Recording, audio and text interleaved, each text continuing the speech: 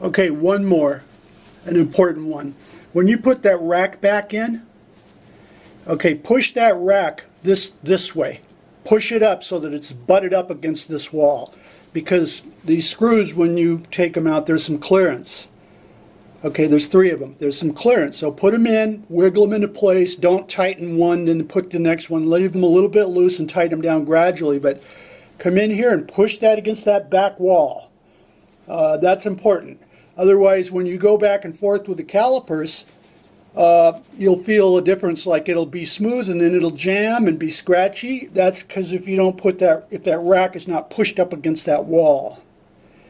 And the other thing is that, see, these are zeroed. See how it's off like, 2 or 3 degrees? Okay, it is zeroed. It's just that, you know, I'm doing it one-handed. Okay, that rack, if you adjust that rack and push it left or right, you can tweak this to get it like straight up and down. But don't worry about that. You know, just adjust this and tighten this down. Just adjust that and be happy with it. Okay, this definitely, that's it. Okay, I just want to show again so there's no confusion on this pointed set screw. You can take them both out. But when you put it back in, you see the hole of the shim? There's a side view of this bowed shim. That bow is supposed to be there. Don't flatten it out. Don't bend it back and go, well, I fixed it. I made it flat, because then you won't have correct adjustment. That bow is designed. It's supposed to be there. But see the hole? This doesn't have a hole. This flat one just comes and butts up against this. Okay, and so this pointed one fits into that hole. Understand? I just wanted to make that clear. Okay, that's it. I think this is a pretty good video in my opinion. Okay, this is cleaning and kind of fixing Mitutoyo. They're 505 something or other. There's another video on there where he takes them completely apart. Okay, so I just cleaned mine and it fixed the problem. They work perfect. Although I was pretty shook up. I thought I was going to have to throw them away at one point because of a couple of things I'm going to tell you. So actually, I don't need to video me turning each screw, so I'm going to tell you some things. And also I have a sketch here. First of all, that rack in there has to come out. It should come out to clean these anyway, every so often, because it gets so dirty. So the rack has to come out. Ignore any videos that you see where they don't take that rack out by taking the 3 screws out. Okay, now I'm gonna show you why pointing the camera at the pictures. Now this is an old set that I did 2 or 3 years ago, and they also turned out perfect. But look at how dirty everything is in there. But see the rack is took out. You take off the end. This thing on the end, by the way, that thing there, those aren't screws. That's plastic. Those just push out. This just pops off, and then this whole thing comes out. You just go ahead and take it out all the way off the end. Okay, so I want to show you this. Now there's the rack, but the stuff gets jammed down in there. It gets jammed down in the bottom of the little valleys. You cannot clean it with it in there. It has to be took out. I'll attach these pictures also, by the way. Okay, so you see how bad it is and dirty it is? It has to come out. Don't leave it in there just out of fear. Okay, now there it is, cleaned up. Nice and clean. Nice and clean, okay, but there's the crud. There's before I cleaned it with a wire brush.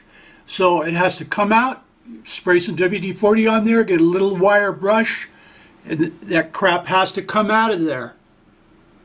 Because that'll make your calipers read erratically and you don't know when, because you'll check gauge blocks and the gauge blocks are perfect. You go, well, their calipers are calibrated, but then at different times you'll get bad readings, 3 or 4, 5 thousandths off. and run bad parts that you cannot detect, because it'll be perfect in here and it'll hit that one, and only in this range right here on some goofy dimension you could be 5 thousandths off. Now, I operated like that accidentally for years, not knowing what the hell was going on.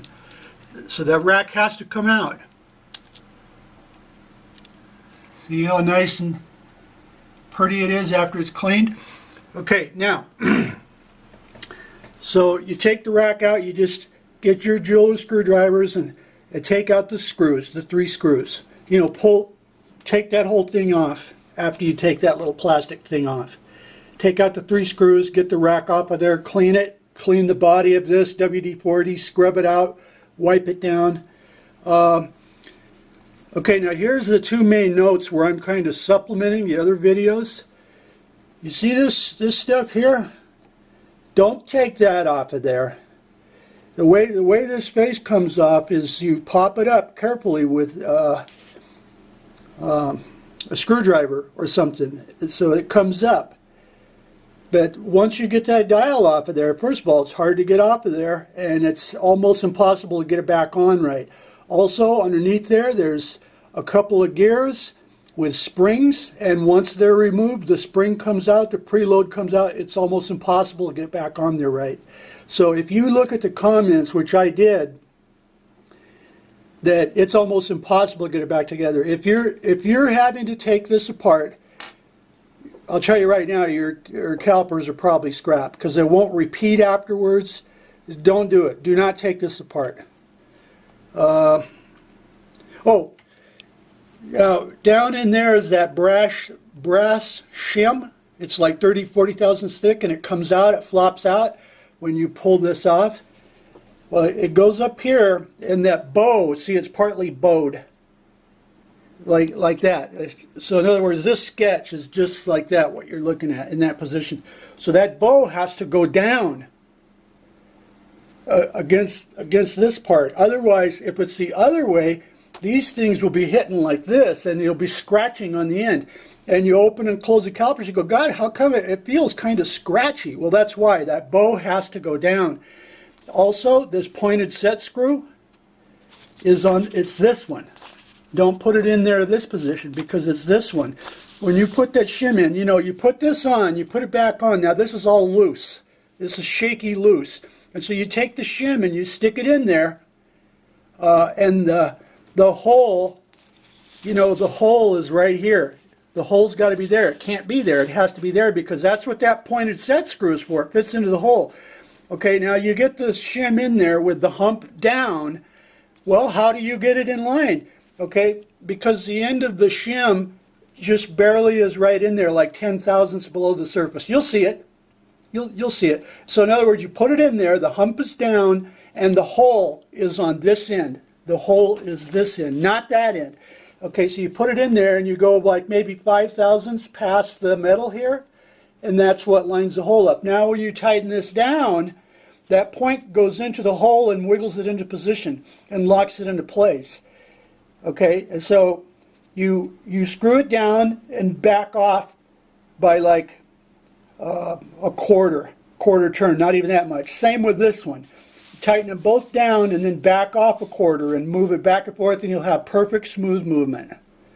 Because see, it pushes down here on this end of the bow, and then this other one pushes down here, so it gives you some spring adjustment. Some spring adjustment. Even when you back off, it's still got some bow and pressure to it. Okay, if it's the other way, these screws come down and they hit directly, and so it immediately, because the hump is up, well, then you don't have any spring action. And I think that's it. I'll include the photos. I think that's it. It's got to come apart, be clean, take the rack out. Don't take this apart. I'm warning you. Don't take it apart. Okay, that's it.